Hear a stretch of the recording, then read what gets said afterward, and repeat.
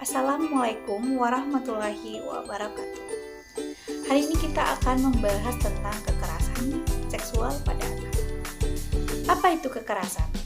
Kekerasan pada anak disebut juga dengan child abuse, yaitu semua bentuk kekerasan terhadap anak yang dilakukan oleh mereka yang seharusnya bertanggung jawab atas anak tersebut, atau mereka yang memiliki kuasa atas anak tersebut yang seharusnya dapat kita percaya, misalnya orang tua, keluarga dekat, atau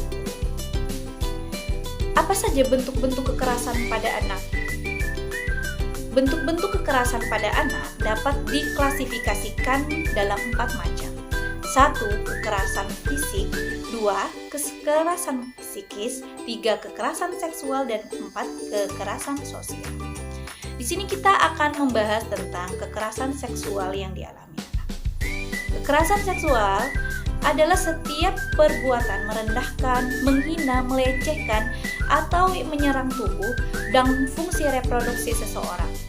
Karena ketimpangan relasi kuasa atau gender yang berakibat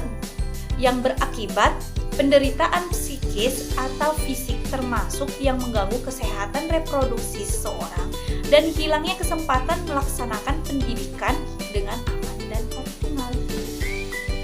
Ada bermacam bentuk kekerasan seksual yang biasa terjadi pada anak.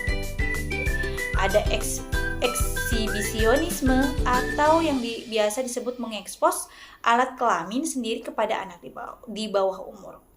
Terus kemudian melakukan kontak fisik seperti memegang atau menyentuh, melakukan hubungan intim ke anak, masturbasi di hadapan anak di bawah umur atau memaksa anak di bawah umur untuk masturbasi, percakapan cabul, panggilan telepon, pesan teks, atau interaksi digital lainnya, memproduksi, memiliki, atau membagikan gambar atau film porno anak-anak, perdagangan seks. Nah, itu semua adalah bentuk-bentuk macam-macam bentuk kekerasan seksual yang terjadi pada anak. Apa saja ciri-ciri anak yang mengalami kekerasan seksual?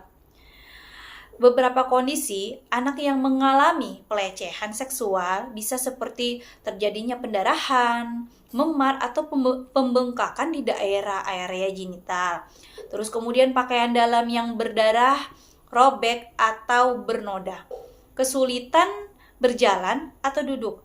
Terus anak-anak yang mengalami pelecehan memungkinkan untuk kena infeksi saluran kemih atau jamur yang sering terjadi, mengalami nyeri, gatal, atau terbakar di area genitalnya.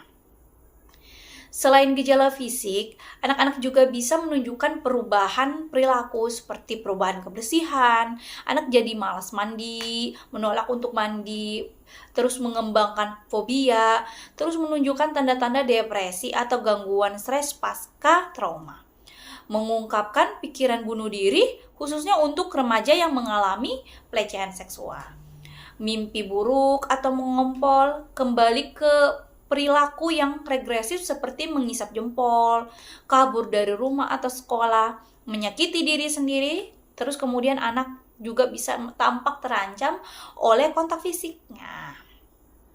Apa dampak dari kekerasan seksual? Kekerasan seksual yang dilakukan pada anak akan menimbulkan dampak traumatis sepanjang hidupnya. Ketika mereka mengalami kekerasan seksual tersebut, mereka masih belum mengerti kondisi apa yang terjadi pada mereka. Mereka tidak menyadari bahwa mereka adalah korban dari fenomena tersebut.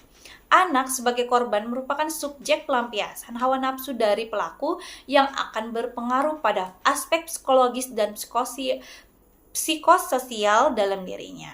Nah, anak-anak yang menjadi korban kekerasan seksual cenderung akan lebih tertutup karena mereka takut akan ancaman-ancaman yang diberikan pelaku.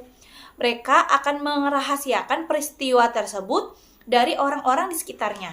Selain itu, anak merasa malu untuk menceritakan hal tersebut dan menganggap apa yang sudah terjadi pada dirinya adalah sebuah kesalahan yang ia perbuat. Dampak psikologis. Kekerasan seksual menurut WHO akan berdampak pada kesehatan mental anak sebagai korban. Hal ini disebabkan karena umumnya pelaku dan korban hidup di satu lingkungan yang sama, sehingga mereka cenderung akan mengalami depresi, fobia, dan mengalami kecurigaan pada orang lain dalam waktu yang lama. Terus dampak fisiknya, ketika seseorang anak yang mengalami fenomena kekerasan seksual, maka akan berpengaruh pada perubahan fisiknya. Anak akan mengalami keterlambatan dalam pertumbuhan otak dan mengalami kerusakan di organ-organ internalnya. Dampak sosialnya, anak juga akan tidak biasa di lingkungan masyarakat, sehingga jika kekerasan seksual ini terjadi, akan menimbulkan berbagai pandangan negatif dari masyarakat. Pandangan-pandangan ini membuat masyarakat dapat memberikan sebuah label kepada korban bahwa mereka itu sengaja menggunakan pakaian-pakaian yang terbuka dan mengundang hawa nafsu seksual. Demikian topik tentang kekerasan seksual yang kita bahas hari ini. Terima kasih. Wassalamualaikum warahmatullahi wabarakatuh.